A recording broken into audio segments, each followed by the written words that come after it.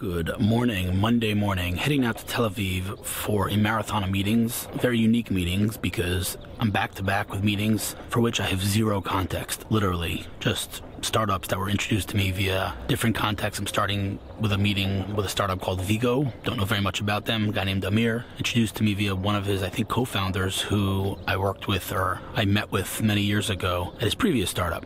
Several other meetings like that throughout the day, just random startups that reached out, and I'm sure they're going to be very interesting. Don't have much context. And then this afternoon, meeting someone locally here, and this evening, just a engagement party for a friend's daughter. So pretty eventful day. It's going to be an exciting one. Let's do this.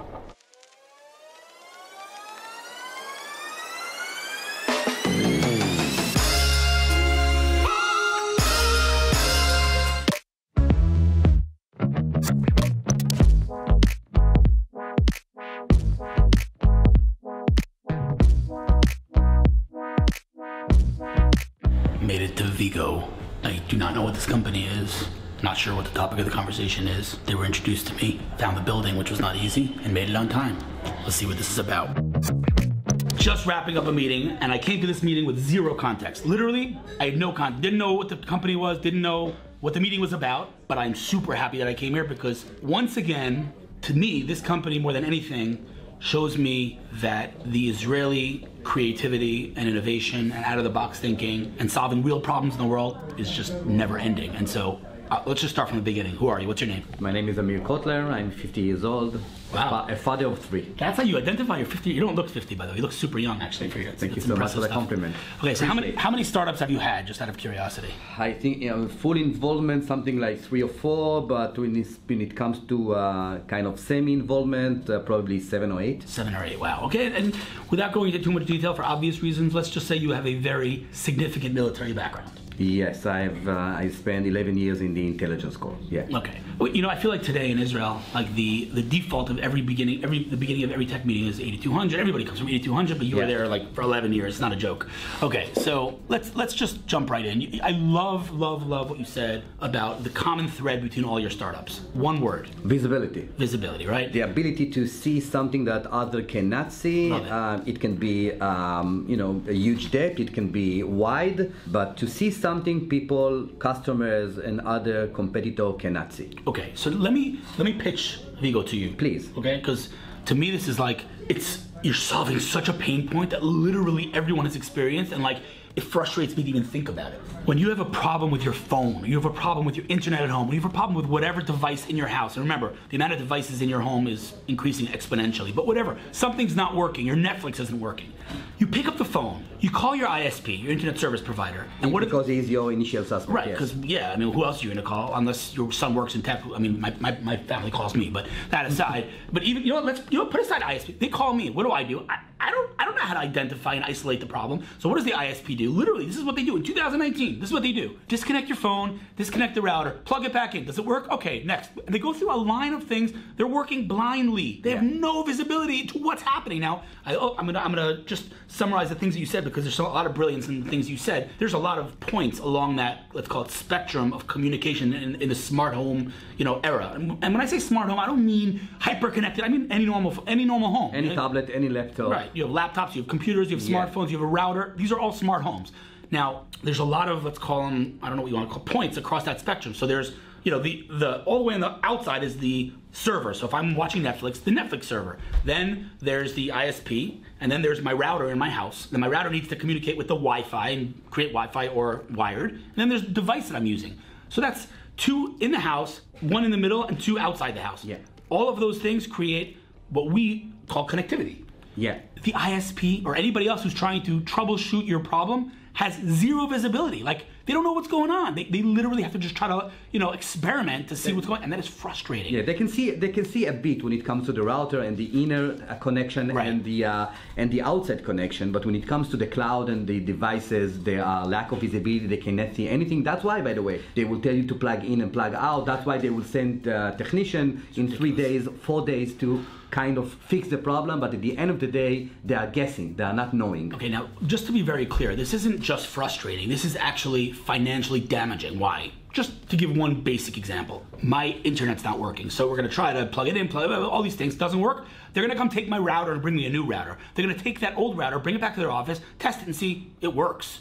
So basically they just spent hundreds of dollars giving me a new router, taking their old router, which they have nothing to do with now, for no reason. If they had visibility, they could have just fixed the router and the problem, which was a specific problem that could have been fixed easily. Okay, so what does Veego do? So Veego really sensed the problem in advance, even before the customer feels that or experience that. That's why we came to the world in order to help the ISP to improve their customer experience and their customer care. We have two kind of sub-customers inside the ISP. We are giving the ability to feel the problem before the customer does and send him a message or send him something for him to know that he's in good hands, being taken care of. Proactive. Yes. Love it. And in addition, when the call will reach to the call center, we will give the call center people all the tools, all the information needed in order to release their customer happily in few minutes. Such a simple concept. Like, think about it. If I'm like a, let's say whatever, an ISP like representative on the phone, instead of being yelled at by the customer, imagine I have a dashboard in front of me with 5 green lights. One of them is red. You know exactly what he's facing at the right moment. You don't need him to tell you what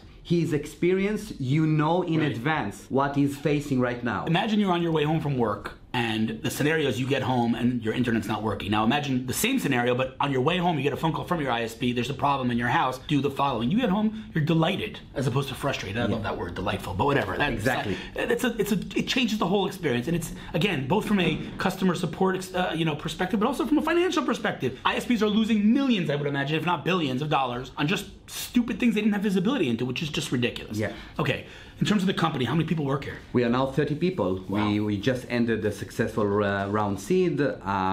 We have an active product that is being sold right now, and we are moving forward very Two questions to ask you. Number one, remember, this is not live, so I can always edit this if you don't want me to talk about it, but can we talk about how much money this company raised seed, or you don't want to talk about it? We raised almost $6 million already. Okay, just so if you're watching this in Silicon Valley or New York, that might seem like a normal seed, or maybe even a small. In Israel, that's a massive seed. $6 million, that's like an A round in Israel. Seed, $8 million, $6 million is big, but more importantly, or maybe equally, or maybe more, can you talk about who invested, or you don't talk about that? Yes, it's part of the investors revealed their faces already. We have Bosch, Robert Bosch Venture Capital. We have State of Mind Ventures, which is a really leading VC in the Israeli ecosystem, and we have also N1V. We have other investors, but these are the main. Amazing investors, but let's get stuck on the first one, the Bosch thing. Yeah. I mean, they feel this pain more than anyone. So this is a validation. Exactly. Huge. Bosch normally doesn't invest in early stage company, and it's a good move from our end. We appreciate their trust. This is not really typical, and yes, they feel the pain by themselves, while billions of devices to the homes, and I'm sure that we are going to run into Bosch commercial corporation very soon. Love that. All right, so bottom line is I met some of the founders here, met with the marketing guy, we came up with some cool ideas. I also love the fact that despite the fact that you guys are not a consumer company in any way, shape, or form, you're targeting telcos, you guys understand the concept of building a brand and owning your space, and you're doing it. You're writing content, you're doing social media, and a lot of times enterprise companies or companies that have no consumer facing anything will be like, what do I need social media for? But in reality, we both know that that's ridiculous, and I'm not going to get into that discussion right now. I'm sure some people watching this are going to be like, no, you're wrong, but whatever. The point is, I think you're doing a great job. Hopefully I gave you a couple of ideas that you guys can implement soon. The bottom line is like this, dude. I love the concept. It's kind of mind-boggling to me that it's not an entire landscape, that there are not 100 other companies trying to do this. I don't understand why. Maybe it's because your technology is deep technology, but anything I can do to help, let me know. And yeah, man, keep kicking butt. I think it's a really cool story. Appreciate your time. Thanks for your time, man. It's great to meet you, my friend. I don't know what it was about that meeting in that company, but I thoroughly enjoyed that. Now heading to Meat Kitchen to meet a guy named Yoav Maor, who reached out. Again, not much context, but seems like a straight up guy, and he offered to buy me lunch at Meat Kitchen, so who am I to say no to such an offer? Now, jokes aside, he seems like he's got some pretty incredible experience and ideas, and pretty excited to meet him. And I have not been to Meat Kitchen way too long.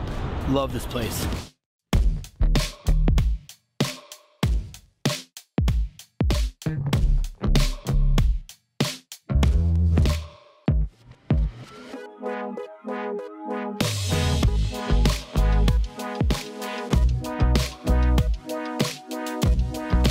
So I had every intention of taking some video of the food. Unfortunately, it was too delicious and we inhaled it before I could do so, and the meeting was awesome. Of course, I totally forgot that we had met before, and he's starting a new venture after selling his last company, and I may or may not be joining him as an advisor to this new venture. It's in the HR space, which is super crowded and saturated, but no one's really cracked it, and the whole recruiting process of hiring employees and retaining them, broken. Someone has to crack it. Whoever does, big reward. So I'll be working with him a little bit on this new venture. Pretty excited about it. Now heading to meet the head of innovation at Cellcom, one of Israel's largest telcos. Very interesting meeting. You know, we've been communicating for a couple of weeks about 18 different things, so I'm very excited to meet him face to face. It's a good day when I can't get most of my meetings on camera because they are too sensitive, but at least 2, maybe 3 incredible opportunities that came as a result of the meetings today. So I'm super pumped to share more about those things soon. Tomorrow is going to be a very exciting day with some pretty cool meetings. I'll see you then.